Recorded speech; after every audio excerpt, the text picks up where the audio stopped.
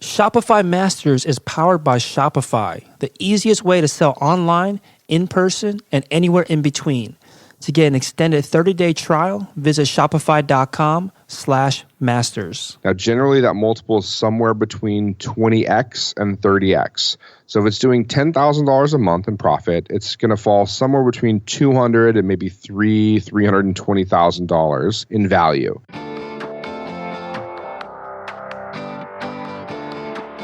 Hey, my name is Felix, and I'm the host of Shopify Masters. Each week, we learn the keys to success from e-commerce experts and entrepreneurs like you. In this episode, you'll learn why go through a marketplace like Empire Flippers instead of directly reaching out to a business that you want to buy, how to prepare a business for sale, and how to evaluate the value of your e-commerce store. Today, I'm joined by Justin Cook from EmpireFlippers.com. Empire Flippers helps people buy and sell online businesses, including online stores. Welcome, Justin. Thanks, Felix. Thanks for having me on, man. Yeah, excited to have you on because we're just talking a little bit off air about the growth of this demand for a marketplace, especially for online stores. And you guys, of course, specialize this. So tell us a little bit more about what is Empire Flippers and what you guys do over there. Yeah, so Empire Flippers is kind of a hybrid between a broker and a marketplace, and we help people buy, sell, and invest in websites and online businesses. We actually do not only e-commerce businesses, but also FBA, also AdSense and affiliate type sites. But we've done a lot more e-commerce businesses in the last maybe 12 to 18 months. Very cool. So, the question that comes up then is if you are able to find a store that is for sale, or you're looking to buy a store, of a store that you're targeting, or an online business that you're targeting, what's the benefit of going through your marketplace, going through Empire Flippers, than just to kind of blindly reach out to an online business? Well, if you're looking very strategically at a particular business you want to buy, whether it's a competitor or something like that, then honestly, it doesn't hurt to reach out to them, and you probably should do that. If you're looking to buy a business and you're not exactly sure what business to work with, it's a really long slog to try to reach out to people because, figuring out which site is in your budget and then like vetting the business, doing your due diligence, if they even say yes or even interested, is really, really challenging. So what we do is we just provide a marketplace that brings all of those people together. We do all of that outreach. We've got, an audience of people that know that we sell these businesses. And so we're kind of a hub for that. They know to bring their business to us to sell. So then the buyers know they can go to one place where all these businesses have been checked, we've verified their earnings, and they can go, line by line and look at the businesses we have listed. Very cool. So what was the idea behind starting Empire Flippers? What's your background? How did you guys get into starting a business, a marketplace like this? So my business partner and I ran an outsourcing company out of the Philippines. And so we had staff there working for other people. And that business never really took off. Like, it paid the bills and, it was a business for us, but it never really took off. And so we, ended up with quite a few agents that worked for us for a couple of years that were unemployed. One of our major clients left. So we tested through a bunch of different things. One of the things we tested out was building websites, profitable websites, and then 6 months, 9 months, 12 months down the road, selling those off and seeing like if there was an interest in that. And what we realized is that there's a really hungry market for people out there looking to buy cash flowing, profitable online businesses. And we're not talking, doing $2 million in sales a month. I'm talking about, maybe doing $20,000 a month in sales, maybe profiting $3,000, $4,000 a month, even $1,500, $2,000 a month in profit. There are people out there that are absolutely hungry for those types of websites and online businesses. And I think a lot of entrepreneurs, a lot of site owners, store owners don't know that. They think, well, I've got this kind of little store, it's plugging along, and I'm making, $2,000, $3,000, $4,000 a month, and it's great, but they don't realize that it's a sellable asset and that there are lots of people willing and interested in buying those. Do you have to start a business differently if your goal is to ultimately exit or sell the business? Not necessarily. That's a good question, though. I think if you start with the end in mind, it's helpful. So, for example, when you go to sell your business, there's a lot of documentation you're going to need, right? So you're going to need to make sure that you have your profit and loss in place. You're going to need to make sure that you've documented all of your processes, that you have everything kind of together. And so if you start the business with that in mind, with the intention of selling later, it makes it easier. Now, if you've owned your store for 2.5, 3 years, let's say, and you're getting ready to sell and you don't have that together, you can put it together, but it's much more of a pain than if you started with that initially. So it's not a requirement that you started with a sale in mind, but it's helpful in terms of making it easier for you when you go to actually sell the business. So for people that are in this position where they are starting a business and they want to position in a way where you can sell it later, or they have an existing business and they want to get their kind of ducks in order to sell, what are some of these pieces of documentation, or what do they need to have in place legally or on paperwork to make sure that this process is much smoother? Well, the first thing we should mention is that almost all of our sales, 99.9% of the sales we do, are asset sales, not stock sales. So in terms of your legal setup of whatever LLC or corporation you set up, it's not really important. You're actually just selling off the assets of that website or that online business. It's mostly goodwill is what you're selling, because there's no hard assets generally, except for obviously inventory. But aside from that, you're not selling. There's no real estate involved in the transaction. So in terms of like what you need to prepare or what you need to get ready, I mean, there's a whole bunch of things. For one, you should start making sure that you're tracking your total revenue, your cost of goods, all of the expenses that add up over time. And make sure you're tracking that on a month-to-month basis in a profit and loss. And you can use something like QuickBooks Online, or you can literally have a spreadsheet. Now, in due diligence, a buyer is going to want to take that spreadsheet and match to your bank account. So you're going to need those too. But just as kind of a head check, just to make sure that you know what's going on in the business month to month, having that profit and loss in a spreadsheet is helpful. And it's an easy check when you go to sell it, that information is there. Now, in terms of other things you're going to want to document, things that you do on a daily, weekly, or monthly basis. So you as an entrepreneur, what are you doing in terms of shopping for new products? How are you marketing those new products? What do you do on a daily or weekly basis? You can use something like a Google Doc, where you lay out kind of the processes. Here's what I do daily, step 1, step 2, step 3. Here's what I do weekly, step 1, step 2, step 3.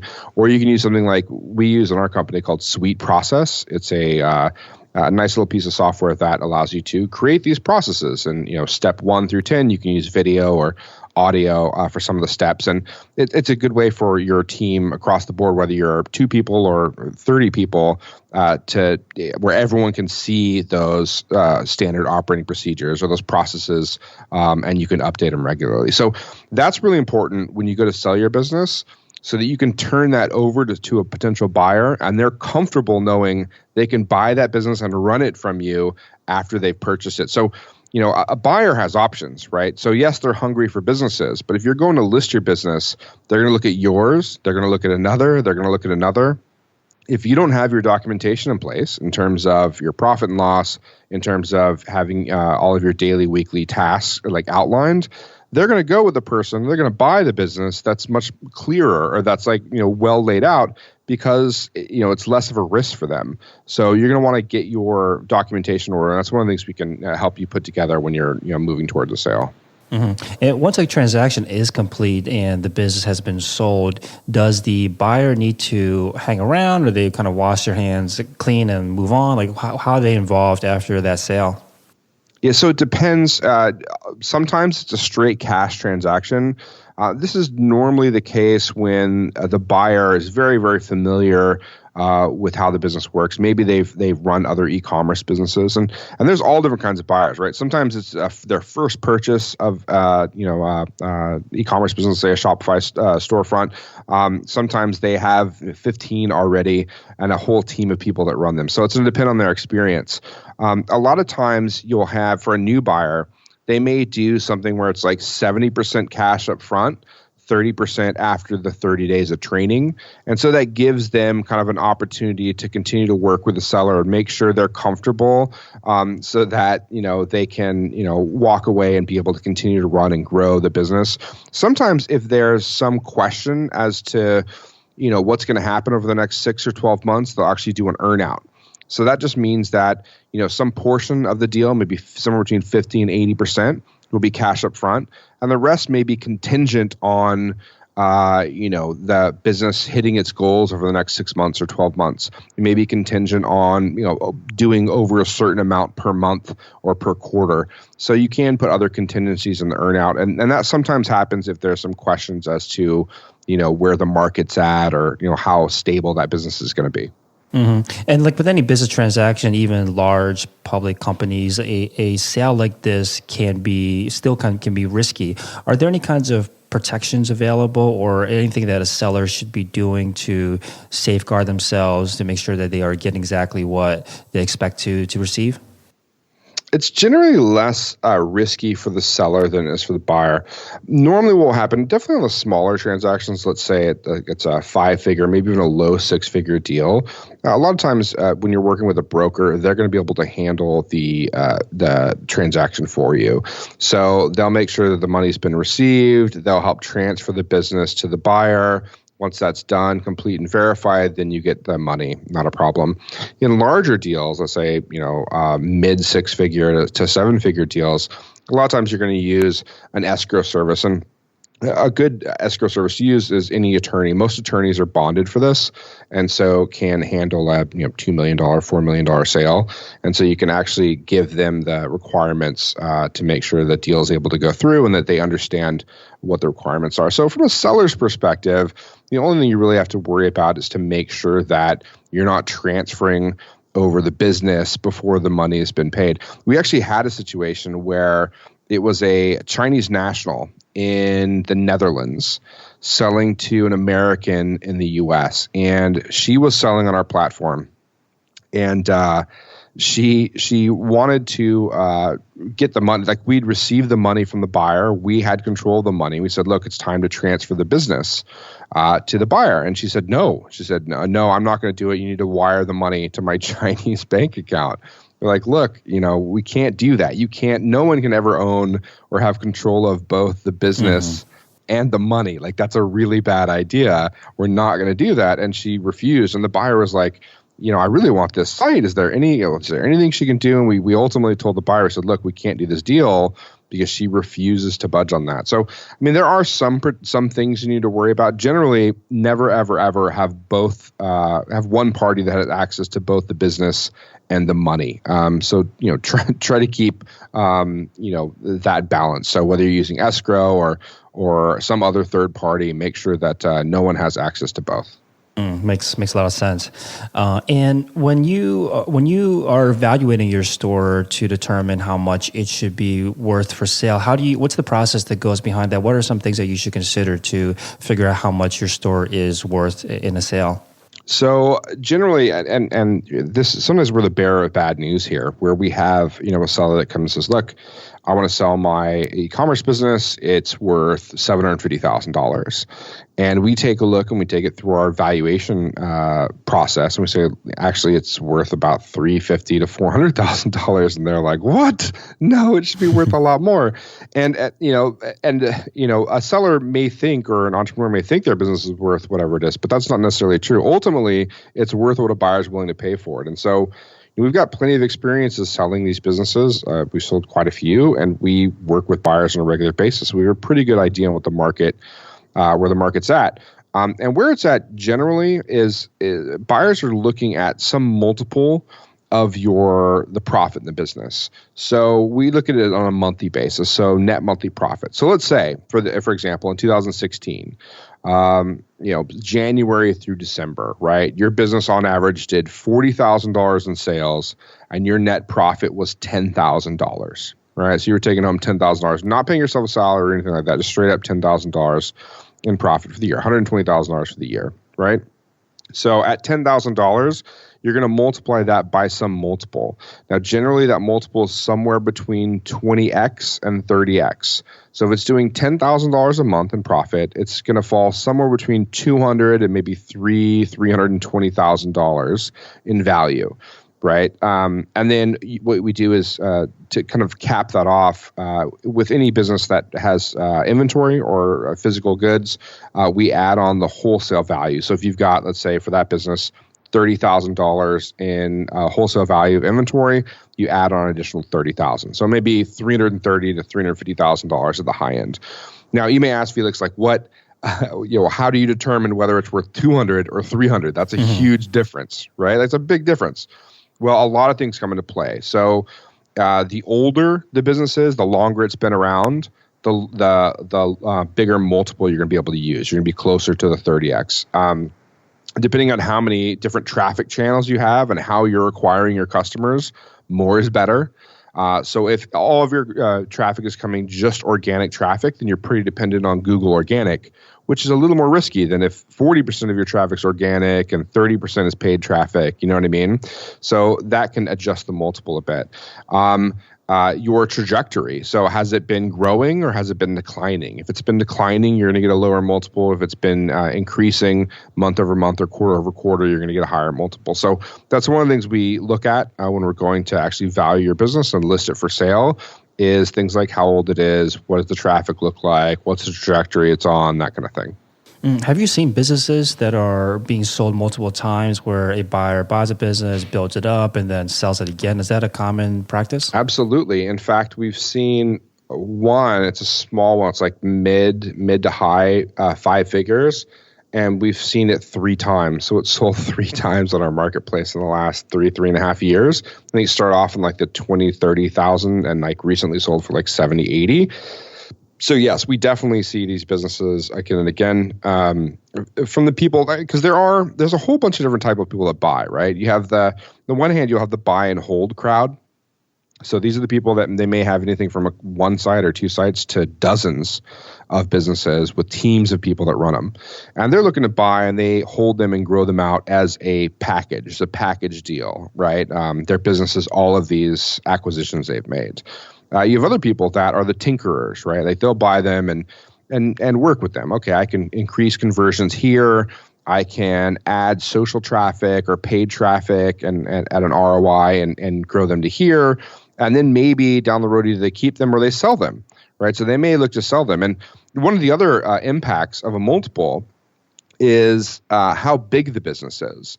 So a business that sells, that's making $10,000 a month in profit is generally going to have a lower multiple than a business making $40,000 a month in profit. So the larger the business gets, the larger the multiple gets as well.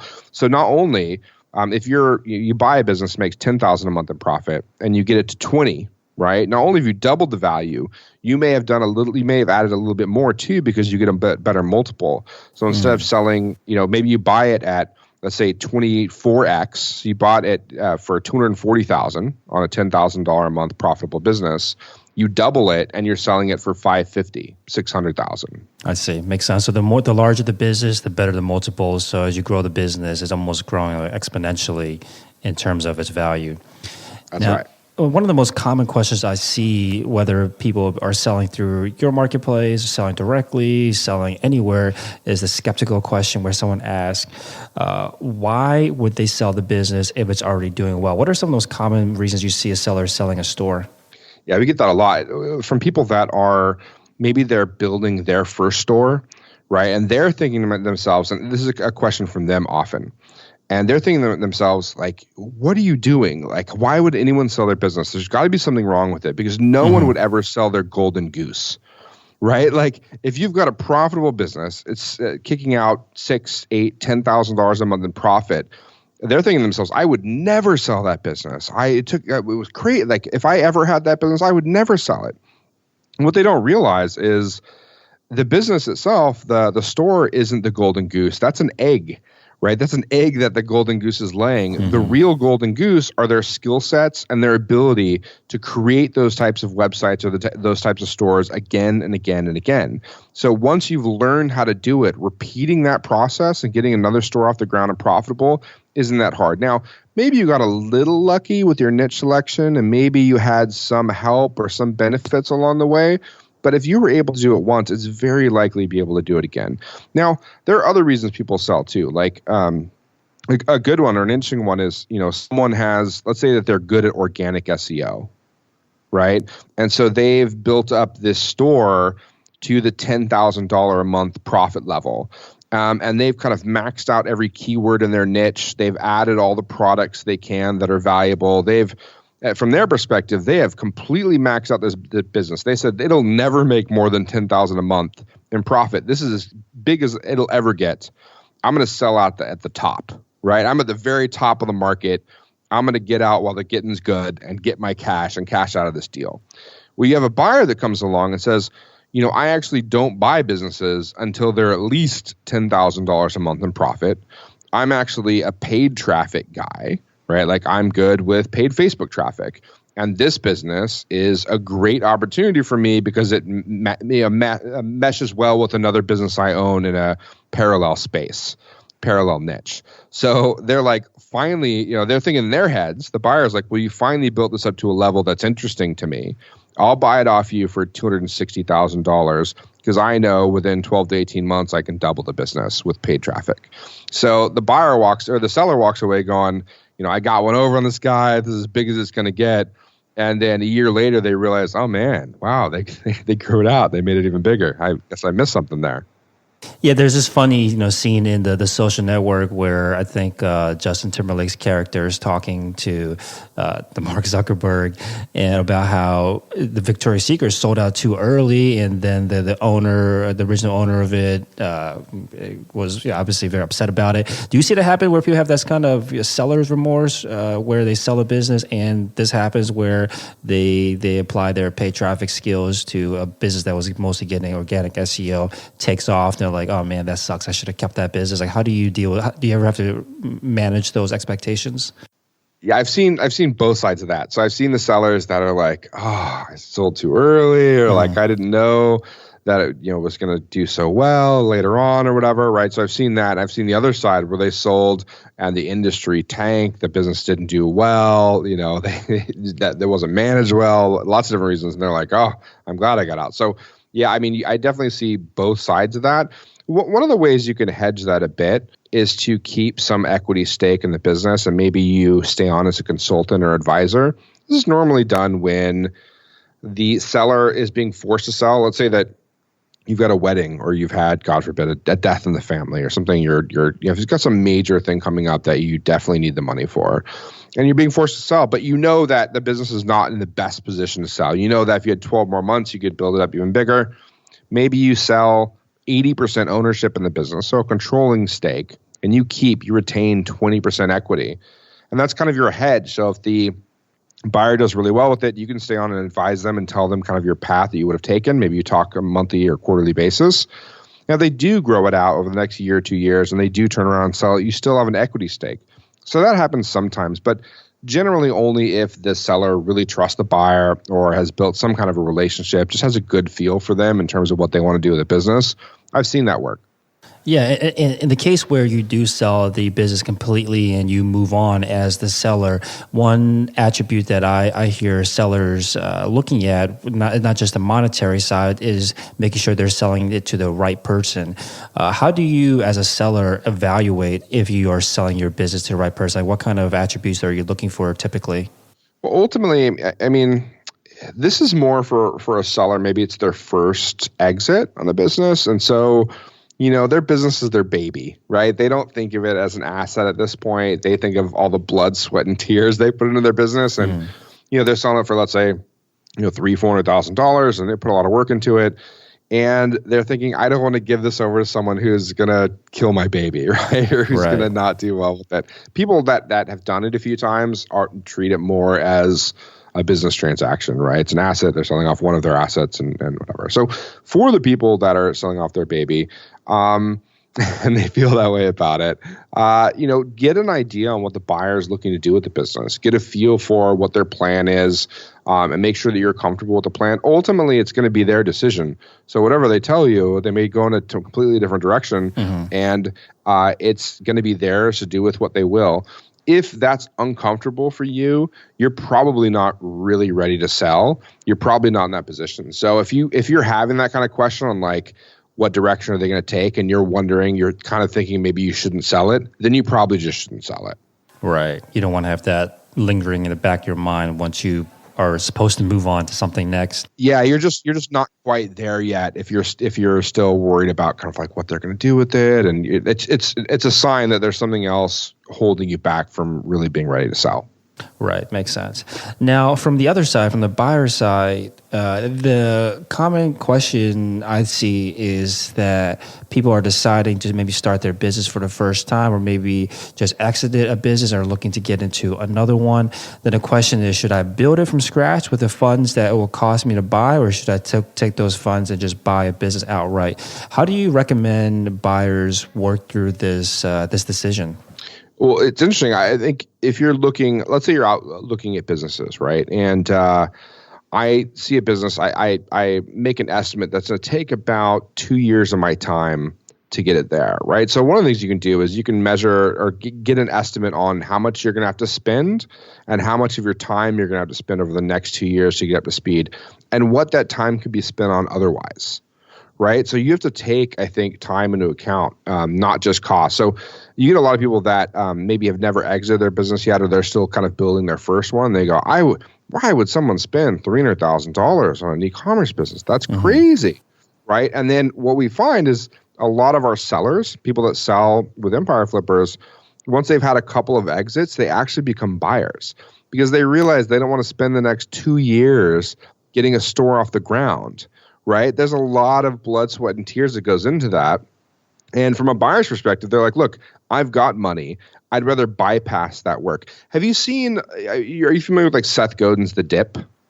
Sounds familiar, but yeah, can you explain it? Yeah. So, on an entrepreneurial path, right, you're constantly kind of like ups, downs.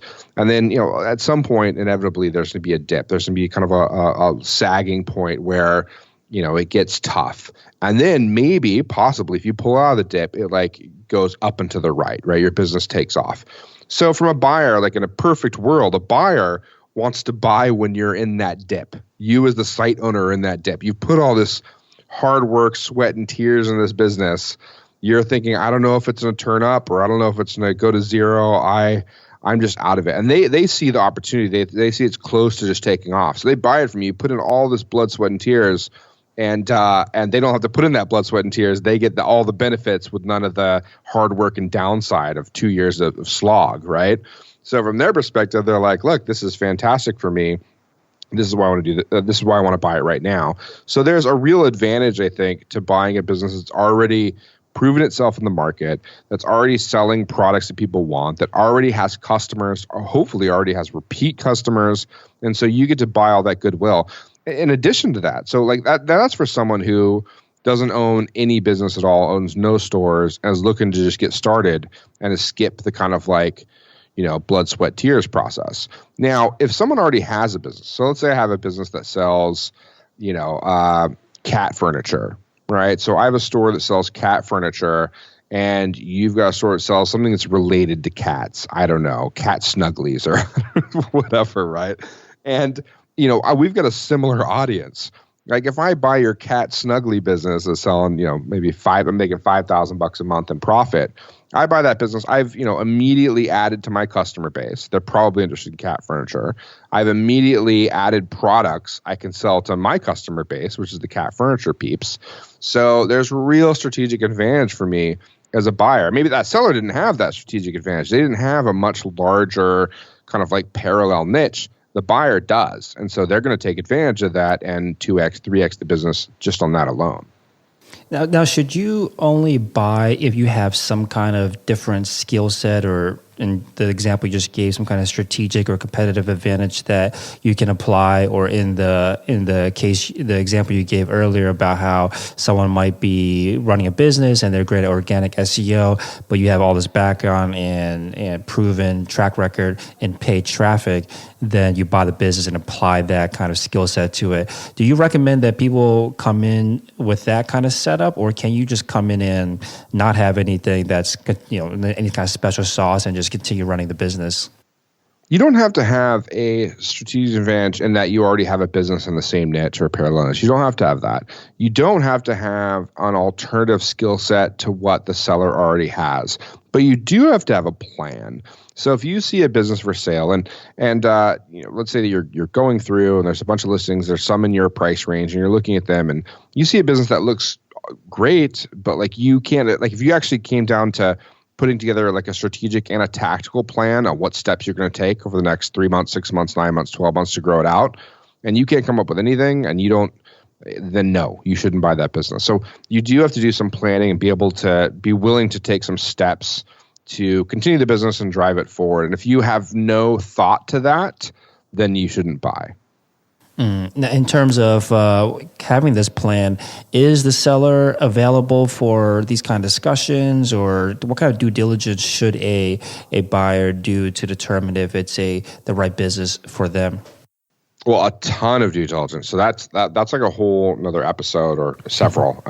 So the due diligence is one piece. Now, I'll answer that in a second. But like in terms of whether the seller is going to stay on board, that's generally part of the negotiation. So some sellers, let's say that I'm taking the cash in this business. I'm selling my drop shipping business to fuel my FBA business in a different niche, right? Because I need inventory. So I'm selling this $80,000 drop shipping business because I want to buy a bunch of inventory for the other business, and I'm growing that one like crazy. So I don't have time to deal with kind of like walking someone through this business over the next 2, 3, 4 months. So that seller is not going to have the time to kind of work with you, whereas another person might, right? They're selling it for other reasons, and they do have the time, and that can be negotiated in the final contract, right? So what exactly is the seller going to do for you and with you post-sale?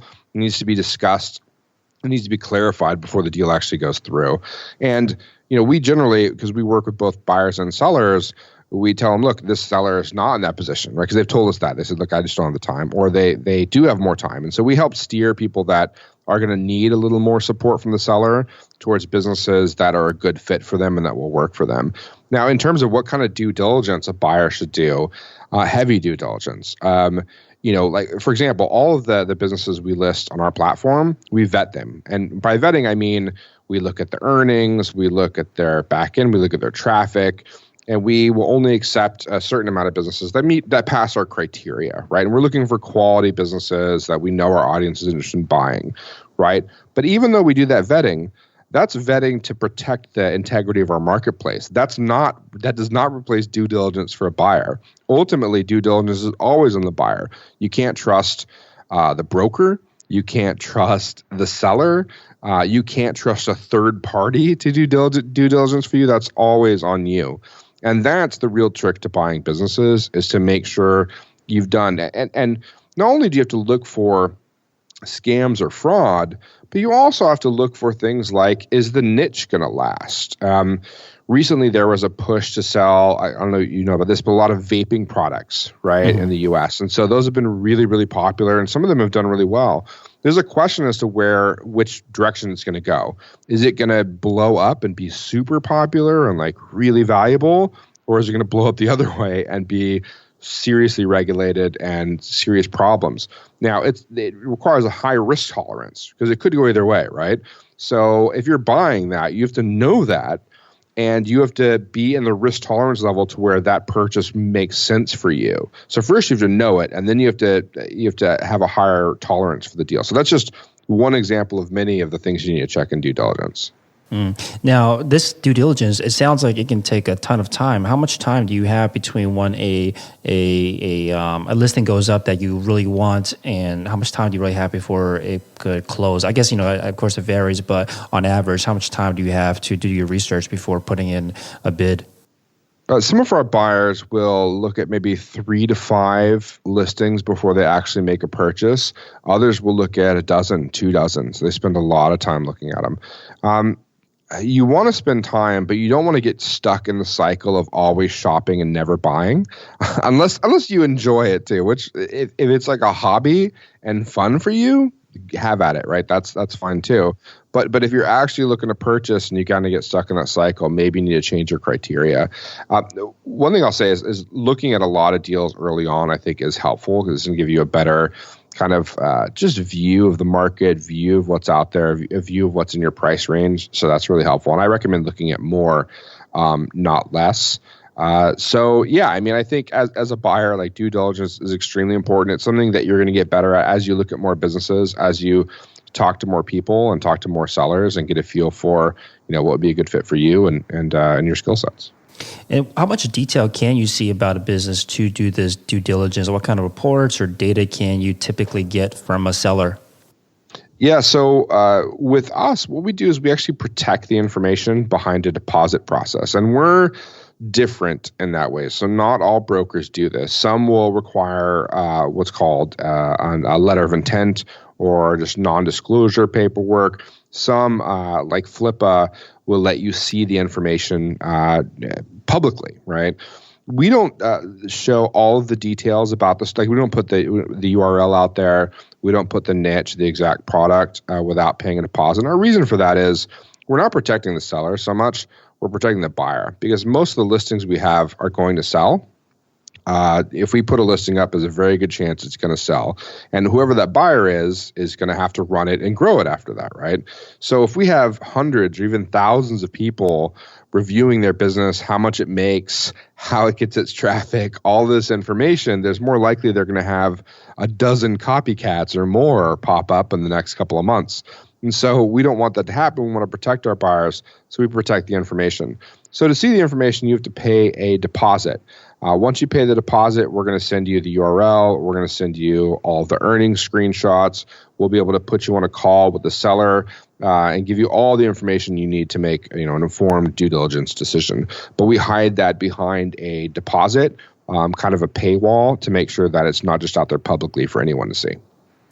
So this deposit, is it refundable? Like if you're shopping for multiple stores, maybe how, is like a percentage of the sale price? Give us more details about how the deposit works. Yep, it's a 5% fully refundable deposit up to $9,900. So if it's over, a little over $200,000, the max deposit will be $9,900. It's fully refundable at any time for any reason. If you actually go to buy the business, we're still going to refund the deposit, and you're going to be sending a wire in for the full amount. So we refund all the deposits all the time.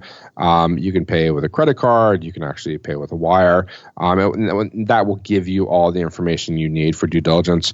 In terms of taking that deposit and transferring it to another business in a similar class, that's fine. So if you're looking at like a $30,000 drop shipping site or $50,000 drop shipping site, and you want to transfer it to a $1.2 million e-commerce business, no, that's not okay. But if you want to transfer it to another $50,000 site, that's not a problem. So yes, you can transfer between businesses, but we generally handle that post deposit.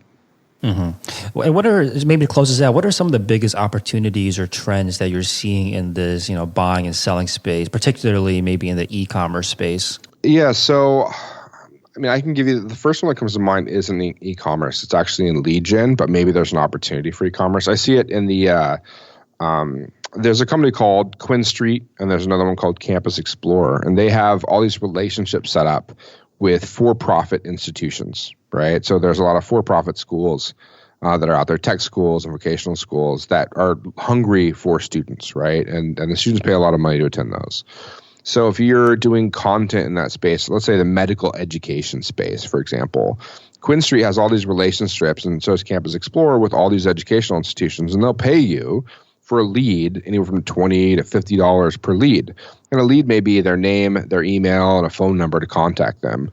So if you have a content-based site that's in some kind of medical education niche, I'm not going to say anything specific, but in that general niche, and it is specific, and it's like locational. So it's like, in Portland, if I want to, look for a medical school in this area, and I fill out my information, then I can sell that lead to QuinStreet. And QuinStreet has code you can put on your site. So I've seen these sites do really, really well. I think there's a ton of opportunity. I think that industry is really growing. So I think we've sold quite a few sites similar to that or in that kind of like space, which I think are pretty interesting. We've seen lately like some drone e-commerce businesses in the drone space that have done really well. Same thing for the vape space, but that's a big question as to where that'll be in the next couple of years. It could do really, really well, or it could do very badly depending on legislation. Very cool. Awesome. Thanks so much for your time, Justin. So empireflippers.com, EMPIREFLIPPERS.com. Again, it's a website. Anywhere else you recommend listeners check out if they want to learn more about buying and selling businesses? Yeah, Felix, we have a podcast called the Empire Flippers Podcast. You can take a listen to that. We also have another show called the Web Equity Show, where I'm on with another broker, a guy named Ace Chapman, and we kind of hash out a lot of the details between buying and selling. Awesome. Thank you so much for your time. Thanks, man. Here's a sneak peek of what's in store for the next Shopify Masters episode. I look at my blog and I see how I've tried to streamline it. Things like always having the same size image. I used to write much longer blog posts than I do now, whereas now I try to keep them kind of short and to the point, and then once a week I like to get something kind of meaty that you can sit down and read. Thanks for listening to Shopify Masters, the e-commerce marketing podcast for ambitious entrepreneurs. To start your store today, visit shopify.com/masters to claim your extended 30-day free trial.